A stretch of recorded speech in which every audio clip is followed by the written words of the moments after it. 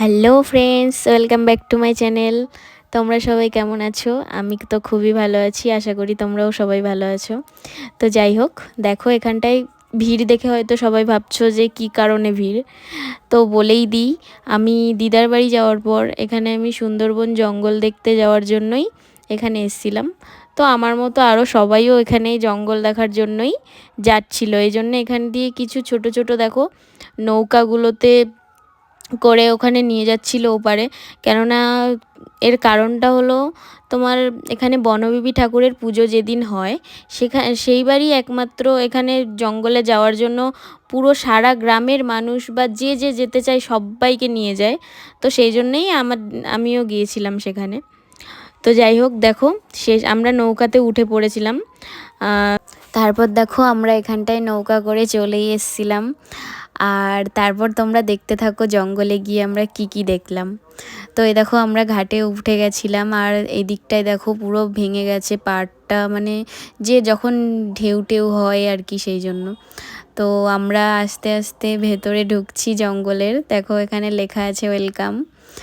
তো তো তারপরে দেখো আমরা জঙ্গলের একদমই ভেতরে চলে এসেছিলাম, একদমই বলতে যতটুকু জাল টানানো আছে তত দূরে। তো দেখো এখানে হাঁটতে হাঁটতে যাচ্ছি আর ভাবছি যে যদি কিছু বাঘ বা কিছু জীবজন্তু দেখতে পাই, বাট কিছুই দেখতে পাইনি। তো যাই হোক, একটা ইচ্ছা ছিল জঙ্গলে একটু যাব ঘুরতে, তো ইচ্ছাটাও পূরণ হয়ে গেল। যদিও বা অনেক আগে একবার ছোটোবেলায় এসেছিলাম, তবুও একবার ইচ্ছা ছিল যে আবার যাব। তো যাই হোক, দেখো এখানে আমাদের মতো আরও অনেক মানুষেরাও এসেছিলো এখানে দেখার জন্য জঙ্গল। তো এখানে জাল টাঙানো দেখতে পাচ্ছ চারিদিকে। আর এই জঙ্গলেই পুজো হচ্ছিল বনবিবি ঠাকুরের, তো সেটা আর তুলতে পারিনি। তো যাই হোক, আমরা বেশিক্ষণ সেখানে ছিলাম না। তো কিছুক্ষণ দেখার পরে আমরা আবার ফিরে যাচ্ছিলাম। নৌকা দাঁড়িয়ে আছে, ওয়েট করছিলাম, অনেক মানুষই ছিল, ভিড়ও ছিল প্রচুর, যার জন্য আমরা এখানে অনেকক্ষণ ওয়েট করতে হয়েছিল। তো যাই হোক, তারপরে শেষমেশ দেখো আমরা নৌকাতে উঠেই গিয়েছিলাম। তো যাওয়ার পর একটুখানি হালকা সন্ধ্যা সন্ধ্যা পড়ে যাচ্ছিল, সূর্যও ডুবে গেছিলো। তো যাই হোক, আমরা এরকমভাবে চলে এসেছি।